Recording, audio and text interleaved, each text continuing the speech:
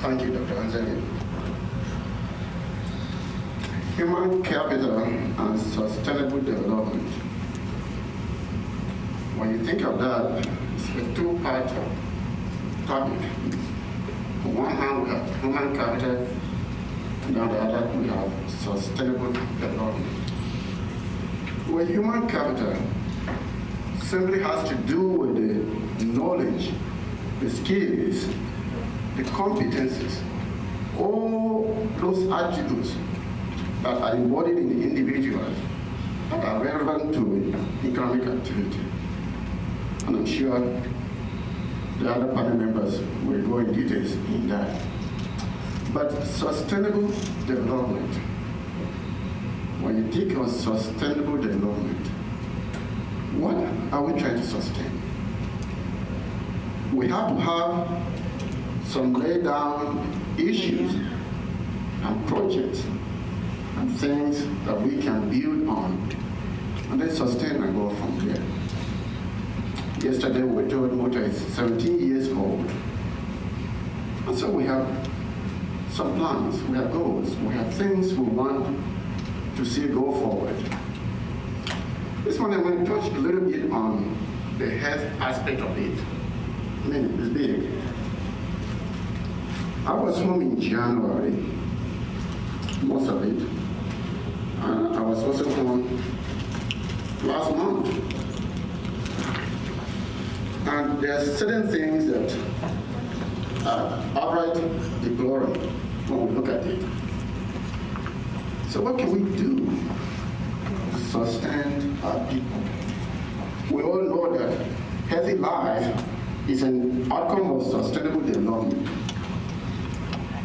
So if that's the case, human beings have to be at the center of sustainable development, and they have to be healthy to be able to do that.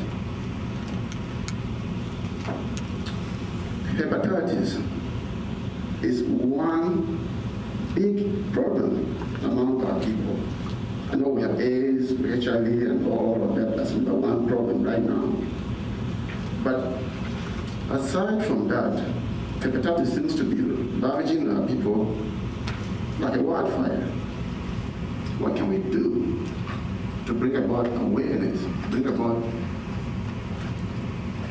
an educational understanding so that our people will know the basic things, the do's and don'ts to manage this problem?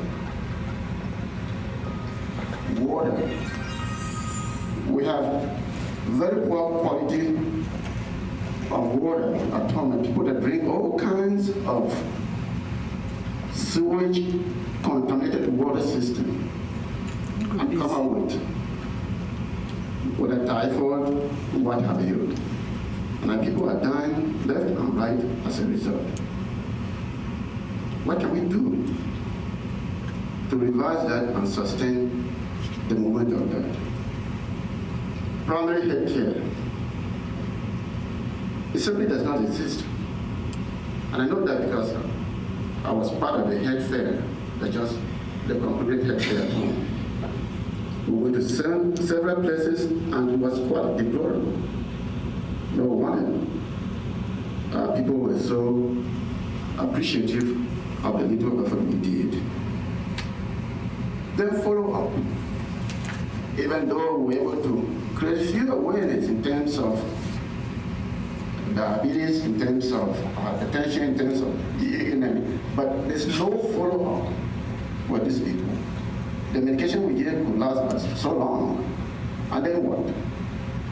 So what can we do as a people to keep people at home going forward with these issues?